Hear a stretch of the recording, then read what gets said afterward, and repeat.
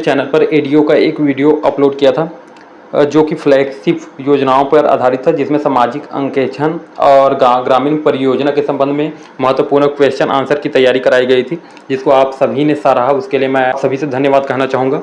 साथ ही साथ ये उसका सेकंड पार्ट है, जिसमें 1 से 100 तो क्वेश्चन होंगे। इसमें ये टारगेट रखते हैं कि इसको हम जो 100 क्वेश्चन है उसको 15 मिनट में कंप्लीट कर दें। अगर आपको ये सभी क्वेश्चन पसंद आते हैं तो वीडियो को ज़रूर लाइक करें। अगर आपको इनका सभी का पीडीएफ चाहिए तो इसको मैं पीडीएफ प्रोवाइड कर दूंगा। मेरा का भी कोई टेलीग्राम चैनल नहीं है। अगर आप सभी कमेंट में बोलते हैं कि आप सभी को ये नोट्स चाहिए तो मैं एक टेलीग्राम चैनल बनाऊंगा, उसमें आप सबको प्रोवाइड भी कर दूंगा। तो दोस्तों स्टार्ट करते हैं। प्रधानमंत्री आवास ग्रामीण का उद्देश्य क्या है? तो ग्रामीण गरीबों को पक्के मकान उपलब्ध कराना। पीएमएवाईजी की शुरुआत कब हुई थी? तो 2016 में हुआ था। पीएमएवाईजी के तहत सामान्य क्षेत्रों में कितनी सहायता राशि दी जाती है? तो 1.2 लाख दिया जाता है। पीएमएवाईजी के तहत पहाड़ी क्षेत्रों में कितनी सहायता राशि दी जाती है? तो 1.3 लाख दिया जाता है। पीएमएवाईजी में लाभार्थियों का चयन किस आधार पर होता है? तो सामाजिक आर्थिक जाति जनगणना SCC 2011 के आधार पर किया जाता है। पीएमएवाईजी के तहत सहायता राशि कितनी किस्तों में दी जाती है? तो 3 किस्तों में दी जाती है। पीएमएवाईजी के तहत मकान निर्माण की समय सीमा क्या है? तो 12 महीने के अंतर्गत आपको अपना मकान बनाना होता है। पीएमएवाईजी के तहत लाभार्थी को कौन सी सुविधा नहीं दी जाती है? तो मुफ्त बिजली कनेक्शन की सुविधा आपको नहीं मिलेगी। पीएमएवाईजी के तहत मकान निर्माण के लिए कौन सी तकनीक प्रोत्साहित की जाती है? तो स्थानीय रूप से उपलब्ध सामग्री और पारंपरिक तकनीक। पीएमएवाईजी के तहत निगरानी के लिए कौन सा पोर्टल उपयोग किया जाता है? तो आवास सॉफ्ट। ठीक है, ये ऐप का नाम है आवास सॉफ्ट। अब मनरेगा से संबंधित कुछ क्वेश्चन देख लेते हैं दोस्तों।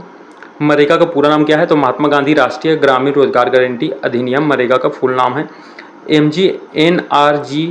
NREGA की शुरुआत कब हुई थी? तो ये हुआ था 2 फरवरी 2006 को। मनरेगा के तहत एक परिवार को प्रति वर्ष कितने दिन का रोजगार गारंटी दिया जाता है? तो 100 दिन। मनरेगा के तहत मजदूरी भुगतान का माध्यम क्या है? तो डायरेक्ट बेनिफिट ट्रांसफर DBT। ठीक है। मनरेगा के तहत कार्यों का चयन कौन करता है? तो ग्राम सभा करता है। मनरेगा के तहत मजदूरी भुगतान की समय सीमा क्या है? कार्य पूर्ण होने के 15 दिनों के भीतर। जी हाँ, मनरेगा के तहत मजदूरी भुगतान की समय सीमा कितना रखा है? 15 दिन के भीतर आपको पेमेंट मिल जाता है। मनरेगा के तहत कौन से कार्य प्राथमिकता में आते हैं? तो जल संरक्षण, सिंचाई और भूमि विकास। मनरेगा के तहत शिकायत निवारण के लिए कौन सी प्रणाली है? Social audit. ठीक है। मनरेगा के तहत आपातता की स्थिति में कितने दिनों में रोजगार उपलब्ध कराना अनिवार्य है? तो 15 दिनों के अंतर्गत आपको रोजगार दिया जाएगा। मनरेगा के तहत मजदूरी दर किसके द्वारा निर्धारित की जाती है? तो राज्य सरकार के द्वारा निर्धारित की जाती है। अब आ जाते हैं दोस्तों नेक्स्ट पोर्शन में। प्रधानमंत्री ग्राम सड़क योजना से संबंधित अन्य प्रश्न है। तो पहला क्वेश्चन इसका हो जाता है, जो 21 नंबर का क्वेश्चन है। PMGSY का उद्देश्य क्या है? तो ग्रामीण क्षेत्रों को ऑल वेदर सड़क से जोड़ना। PMGSY की शुरुआत कब हुई थी? तो 25 दिसंबर 2000 को। ठीक है। PMGSY के तहत प्राथमिकता किसे दी जाती है? तो 500 से अधिक आबादी वाले गाँवों को। PMGSY के तहत सड़क निर्माण की गुणवत्ता की निगरानी कौन करता है? तो राष्ट्रीय गुणवत्ता मॉनिटर NQM। PMGSY के तहत वित्तीय सहायता का अनुपात क्या है? तो केंद्र 60% देता है और साथ में राज्य 40%। कुछ राज्यों में 90:10 है। ठीक है। PMGSY के तहत सड़क की न्यूनतम चौड़ाई कितनी होनी चाहिए? तो 3 मीटर होनी चाहिए। PMGSY के तहत कौन सी तकनीक प्रोत्साहित की जाती है? तो ग्रीन टेक्नोलॉजी। ठीक है। PMGSY के तहत सड़क निर्माण की समय सीमा क्या है? तो 12 से 18 महीनों के बीच। ठीक है। PMGSY के तहत कौन सा पोर्टल निगरानी के लिए उपयोग होता है? तो ये है online management monitoring and accounting system, जिसको वो शॉर्ट में बोलते हैं OMMAS। PMGSY के तहत सड़क निर्माण में किसकी भागीदारी होती है? तो राज्य सरकार और पंचायत की भागीदारी होती है। नेक्स्ट पोर्शन है जल जीवन मिशन से संबंधित क्वेश्चन है। तो नेक्स्ट क्वेश्चन हो जाएगा आपका, जल जीवन मिशन का उद्देश्य क्या है? तो हर ग्रामीण घर को नल से जल आपूर्ति सुनिश्चित करना। ठीक है। जो अभी नल लगाए जा रहे हैं शायद इसके अंतर्गत होगा। जल जीवन मिशन की शुरुआत कब हुई थी? तो 15 अगस्त 2019 को। जीवन मिशन के तहत लक्ष्य वर्ष क्या है? तो 2024 है। जल जीवन मिशन के तहत प्राथमिकता किसे दी जाती है? तो जल संकट वाले क्षेत्रों को प्राथमिकता दिया गया है। जल जीवन मिशन के तहत निगरानी के लिए कौन सी पोर्टल है? तो JJM डैशबोर्ड। ठीक है। जल जीवन मिशन के तहत कौन सी तकनीक प्रोत्साहित की जाती है? तो जल स्रोतों का संरक्षण और पुनर्भरण। जल जीवन मिशन के तहत समुदाय की भागीदारी कैसे सुनिश्चित की जाती है? तो ग्राम जल और स्वच्छता समिति VWSC के माध्यम से। जल जीवन मिशन के तहत जल गुणवत्ता की जांच कौन करता है? तो राज्य जल और स्वच्छता मिशन। जल जीवन मिशन के तहत वित्तीय सहायता का अनुपात क्या है? तो केंद्र सरकार का उसमें प्रतिशत रहता है 90% और राज्य का 10%। ठीक है। जल जीवन मिशन के तहत कौन सी योजना एकीकृत की गई है? तो स्वच्छ भारत मिशन। दोस्तों अब नेक्स्ट पोर्शन है स्वच्छ भारत मिशन ग्रामीण। ठीक है। तो SBMG का उद्देश्य क्या है? तो खुले में शौच मुक्त भारत बनाना, जिसे ODF बोलते हैं। ठीक है। SBMG की शुरुआत कब हुई थी? तो 2 अक्टूबर 2014 को हुई थी। SBMG के तहत व्यक्तिगत शौचालय निर्माण के लिए कितनी सहायता राशि दी जाती है? तो 12,000 दिया जाता है। SBMG के तहत निगरानी के लिए कौन सा पोर्टल है? तो SBM डैशबोर्ड। SBMG के तहत ODF प्रमाणन कौन करता है? तो जिला प्रशासन करता है। SBMG के तहत कौन सी तकनीक प्रोत्साहित की जाती है? तो ट्विन पिट शौचालय, याद रखेंगे ट्विन पिट शौचालय। SBMG के तहत सामुदायिक शौचालयों का निर्माण किसके द्वारा किया जाता है? तो ग्राम पंचायत के द्वारा कराया जाता है। SBMG के तहत स्वच्छता दूत कौन होते हैं? तो स्थानीय स्वयं सेवक। SBMG के तहत ठोस और तरल अपशिष्ट प्रबंधन किसके द्वारा किया जाता है? तो ग्राम पंचायत के द्वारा किया जाता है। SBMG के तहत जागरूकता अभियान कैसे चलाए जाते हैं? तो IEC information education and communication गतिविधियों के माध्यम से। नेक्स्ट पोर्शन है राष्ट्रीय ग्रामीण आजीविका मिशन NRLM। ठीक है ना, इनसे संबंधित क्वेश्चन देखते हैं। NRLM का उद्देश्य क्या है? तो गरीब महिलाओं को स्व सहायता समूह के माध्यम से सशक्त बनाना। NRLM की शुरुआत कब हुई थी? तो 2011 में हुआ था। NRLM के तहत SHG को कितनी वित्तीय सहायता दी जाती है? तो 10,000 से 15,000 तक की रिवीलिंग फंड। NRLM के तहत कौन सी संस्था निगरानी करता है? तो राज्य ग्रामीण आजीविका मिशन SRLM। ठीक है। NRLM के तहत कौन सी योजना एकीकृत की गई है? तो स्वर्ण जयंती ग्राम स्वरोजगार योजना SGSY। ठीक है। NRLM के तहत SHG को बैंक लिंकेज कैसे मिलता है? तो क्रेडिट लिंकेज के माध्यम से। NRLM के तहत कौशल विकास के लिए कौन सी योजना है? तो इसके लिए योजना है दीनदयाल उपाध्याय ग्रामीण कौशल योजना, दीनदयाल योजना DDU-GKY। ठीक है। NRLM के तहत SHG की निगरानी कौन करता है? तो block mission management unit BMMU। NRLM के तहत कौन सी योजना महिला उद्यमिता को बढ़ावा देती है? तो महिला किसान सशक्तिकरण परियोजना MKSF। ठीक है। NRLM के तहत SHG को कितनी बार बैंक से ऋण मिल सकता है? तो 4 बार मिल सकता है।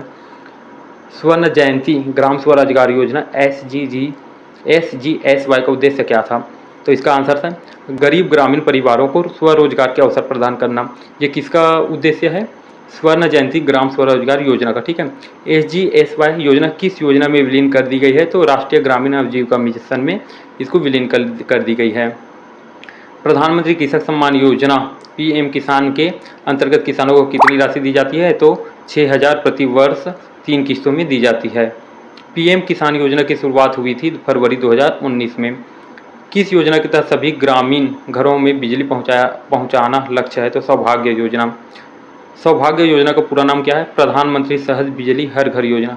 प्रधानमंत्री सहज बिजली हर घर योजना की ये सौभाग्य योजना का पूरा नाम है। राष्ट्रीय ग्रामीण पेयजल कार्यक्रम किस मिशन में सम्मिलित किया गया है? तो जल जीवन मिशन में। ठीक है। प्रधानमंत्री उज्ज्वला योजना का उद्देश्य क्या है? तो गरीबी रेखा के नीचे जीवनयापन करने वाले परिवारों को मुफ्त LPG कनेक्शन देना। ठीक है। उज्ज्वला योजना के तहत महिलाओं को कितना अनुदान मिलता है? तो 1600 प्रति LPG कनेक्शन उनको अनुदान दिया जाता है। कौन सी योजना ग्रामीण क्षेत्रों में डिजिटल बैंकिंग सेवाएं उपलब्ध कराती है? तो डिजिटल ग्राम योजना। ठीक है। धन योजना के अंतर्गत खोले गए खाते में न्यूनतम बैलेंस की आवश्यकता है नहीं होती है। ठीक है।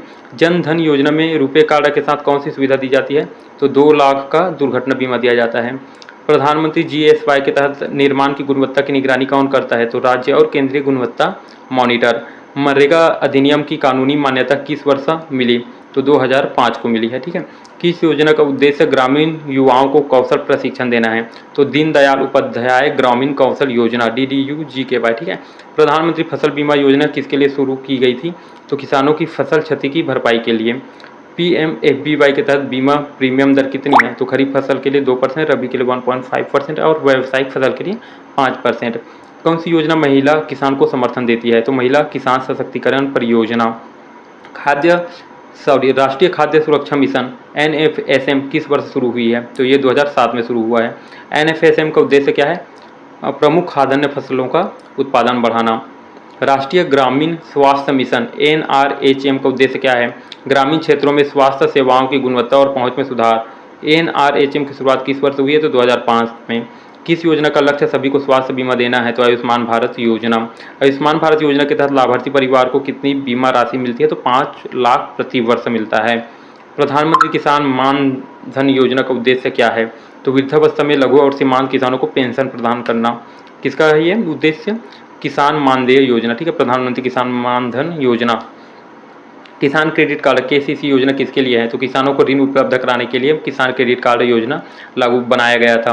पीएमएवाईजी योजना के अंतर्गत कौन सी सुविधा नहीं दी जाती है? तो मुफ्त इंटरनेट की सुविधा नहीं दी जाती है।